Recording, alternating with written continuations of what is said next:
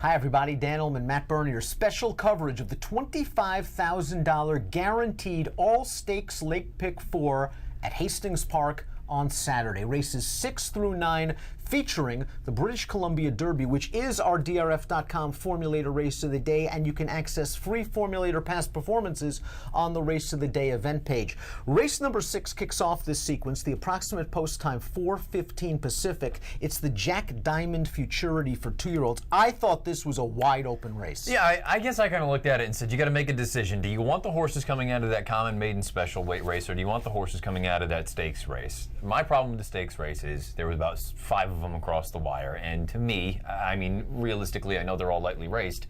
How good could they end up being? I wanted the maiden special. That's a very good point, and a lot of handicappers look at these bunched up races, especially on dirt, saying, was there really a situation where 4 or 5 horses ran superior races, or was it just a mediocre race all along? I think we're both looking at it as the latter. The maiden race that you referred to, won by the 8, Gimme Some Slack, came in fast time. This horse earned a 60 Beyer speed figure, the best last Beyer, and it had, I believe, the best last time form US rating as well. Gimme Some Slack off that race is a major contender. 100%. Those are 2 horses I'm using, both the 8 and the 9. The 9's Panhandle. I think the thing with Panhandle, for me anyway, I think there's a decent amount of pace in the race to go along to push the 8 a little bit. I think Panhandle perhaps could turn the tables here, especially when you look at the time form color codings. They had that most recent race on a mildly speed-friendly racetrack. So if this horse, the 9 Panhandle, can sit a little bit off of the speeds, maybe he can turn the tables on the 8. You're also going to use a really intriguing runner, Matt, and that's the number 4 Texas Gold, a horse that has only raced once and at 3.5 furlongs, but he ran well and is getting Lasix and Aaron Grider. Yeah, and you know what, we were talking about Gimme Some Slack. I mean, this horse finished ahead of Gimme Some Slack in that first time out. I understand. I kind of feel like the 10-to-1's a bit of a pipe dream. I don't think he's going to be that number, and I think he's going to be even shorter as far as the multis are concerned. I think, though, you get the Lasix, you're in at 113, you get Grider. I think there's a lot to like here about this horse. To me, he's sort of the X factor in here. I agree with you on the 8 and the 9. I'll be using those 2. I'll also be using European, who won that stakes race at Hastings on August the 21st. But what I like more about European is he's now run 3 solid Beyer speed figures, 47, 43, 49. He can, I think, take a step forward, and I do like his tactical ability. I'll use him with Rico Walcott aboard. The 10 Wise Market showed speed in that stakes race on August the 21st. And I wonder if this time around, there's speed to the inside. He's going to try to sit a 3-wide tracking trip. I think that could be comfortable for him, and I think he'll be a price at 8-to-1. So I have to go a little bit deeper than you. You're going 4, 8, and 9, and I'm going 5, 8, 9, and 10 in the first leg of the $25,000 guaranteed all-stakes Lake Pick 4 at Hastings on Saturday. And the second leg is the S.W. Randall Plate Handicap. Okay, we have to talk about this race. Yes. Modern is in here. Yes. Modern is one of the better handicap horses in all of Western Canada. He's been that way for a long, long time. I know he won last time out at 1 mile and an 1/8. I think there were circumstances that helped him that day. Okay, I see. The problem I have is I wanted to be just way against him, but he's so consistent. Fair enough. Now, I think there's other speed in here, and that could be the problem. Because he is a true confirmed need to lead type. Breaking from the outside, you've got other legitimate speed on the inside. The problem is, I mean, I would feel really, really dumb if he's the horse that knocks me out of this thing. I'm using him, but I got to be honest. I'm only using 2 because I think I would either need to use 2 or use all of them. And I'm using him as sort of the backup defensively. Tell me who the other one is. The 11, Calgary Caper. I kind of look at Calgary Caper and say, last time out, lost the rider, draw a line through that. I know maybe he's a little bit slow, but if the pace heats up the way that I think it possibly could, of the closers, there have been enough other closers that ran in this race or ran against common foes that couldn't quite get over the hump. I kind of want the fresh face. I want the different face that I don't know for sure that he can't do it, and I think he's going to be a number. Calgary Caper won this race last year off a similar pace setup, and last time out, again, a lot of things happened in that classic handicap at Hastings.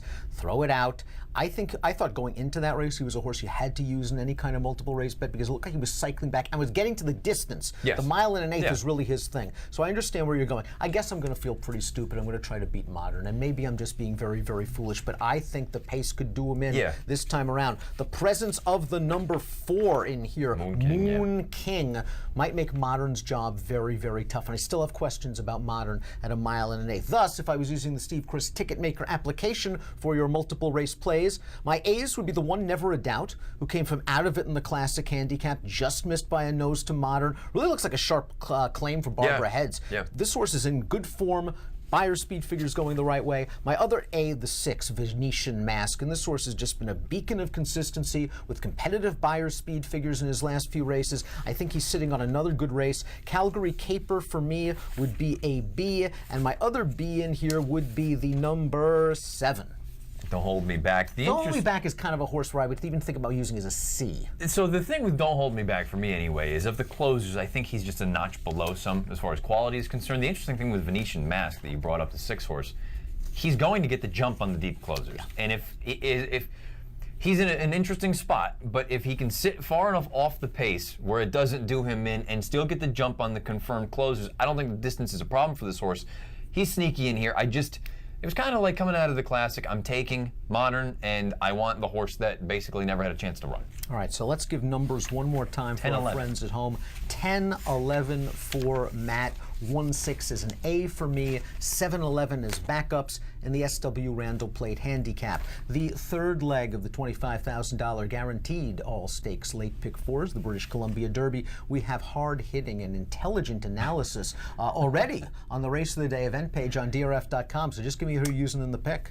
2, 9, and 3. 2 is my top pick in here, more power to him, but I think Chief Know-It-All, just in case, ever since Diodoro got him, if he's just woken him up and got him right, I'm going to use him as well. And the 9, I think you have to use the 9 because he's the most interesting horse in the race, Riser. Riser going to try Hastings Park for the first time and the sort of unique configuration of the racetrack, but he's in good form and he's got good speed. Trooper John, I liked him last time out in the Canadian Derby. He ran well enough despite giving some ground on the turn. Those 2 will be my A's. My backups in here will be Chief Know-It-All. Although I have to admit, I wonder if he was claimed with the Canadian Derby in mind, and everything after that's great. Yeah, 100%. So Chief Know-It-All is a contender, but I have a feeling he's going to get bet off that win in the Canadian Derby. And Double Bear had trouble. And I think Double Bear is sort of an interesting price source you might want to consider as a backup, at least in this pick 4. Simply because in that last race, a little bit far for him, I think, A. B, they really attacked him early on the backstretch, and he was then just smashed into the rail and upper stretch, and he was still very, very game at the end. I think he's a little bit better than he looks on paper.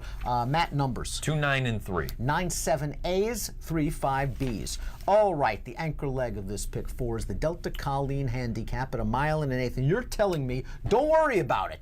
Victress, victorious. Yeah, I kind of look at this race and say, or this entire sequence, I feel like if you want to fish around a little bit and spread in those first 3 legs, I wouldn't disagree with you. I think you've got a stone cold single in this spot. If you want to use a deep, deep backup, I wouldn't talk you out of it. But I just think Victress, the pace is there. True enough. The figs are there, the class lines are there. I understand she was bad last time. She faced better horses, though. That's the biggest thing for me. I think this is kind of one of those, I don't even want to call it a hidden class drop, but I think she's just facing lesser company. She's going to get the trip. You know that the racetrack isn't a problem for her. To me, and I don't think she's going to be 2 to 1. I think she's probably going to be odds on 4 to 5. To me, she's the only one that I would take in here. If Matt's alive going into the pick 4. All for her. He's all on Victress. Victress would be my only A in this race for all of the reasons Matt mentions.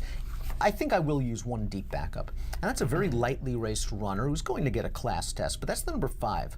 Notice the Jewel. Now, Notice the Jewel's figs pale in comparison to those of Victress, but she's a late runner. She's going to get some pace, and it really looks like this barn has figured her out with distance. They've stretched her out, and she has appreciated it. If Victress somehow stubs her toe, I want to at least have a very small investment on Notice the Jewel, especially if I have Modern out. Yeah, 100%. If you knock that horse out and you can connect with this horse, because I know on the morning line, this filly's only 5 to 1, but I feel like, again, the wagering in this race is going to be very, very skewed one way. Notice the Jewel. The interesting thing is, like you say, 4-year-old, and since she's been with this trainer, route of ground, she hasn't done anything wrong. No sweat for this horse, but she's going to have to step it up to beat the classy Victress. It is a fun sequence, some exciting racing at Hastings Park on Saturday. The late pick 4 sequence races 6 through 9. Remember, folks, $25,000 guaranteed in the pool. An approximate post time for the Jack Diamond Futurity is 4:15 Pacific. Best of luck.